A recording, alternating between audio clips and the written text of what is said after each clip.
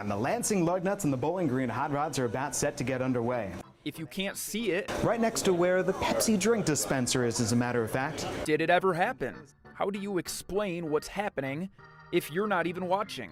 And when you call a game without seeing it, it puts you in the position of your audience.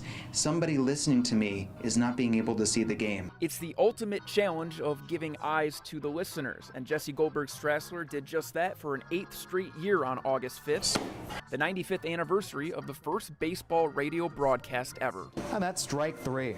The idea pays homage to games from decades past when announcers couldn't travel with the team, so they improvised. And this was Ernie Harwell, this was Ronald Reagan, this was a tradition. You recreated baseball games.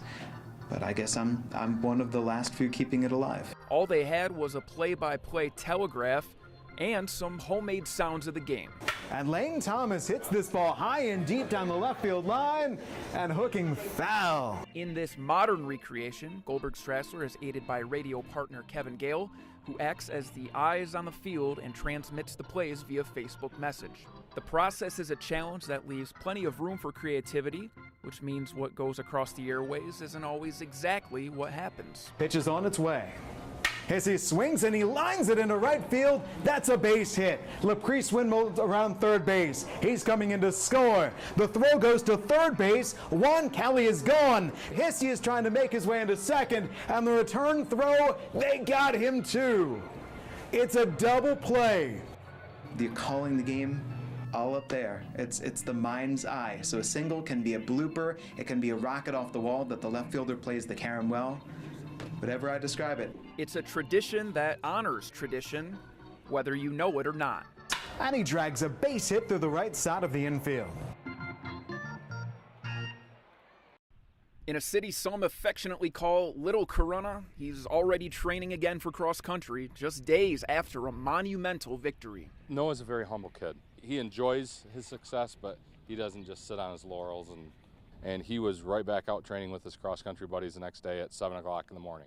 Noah Jacobs returned Sunday night from North Carolina with this medal around his neck, having won the national title in the 2-mile race. It's kind of intimidating to see all these guys and people from Massachusetts or people from California, wherever it is, all over the country, just pretty much the same runner as I am. Despite back-to-back state championships in the 3,200 and a handful of other titles and awards, the junior admitted he still gets nervous prior to racing. But when the gun went off, the nerves calmed and he ran a tactically perfect race. So I kind of just sat in the back, and once everybody kind of found a pace, I worked my way up in the group.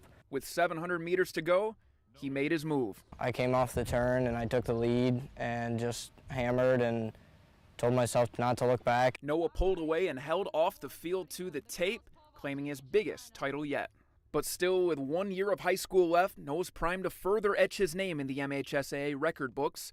Along the way, he has a chance to go down as one of the state's all-time great distance athletes. I just want to try and be a senior leader on our cross-country and track teams and try and help push us to state title runs, and wherever that puts me in the end of my career, I'm going to be happy with it as long as I give everything I had.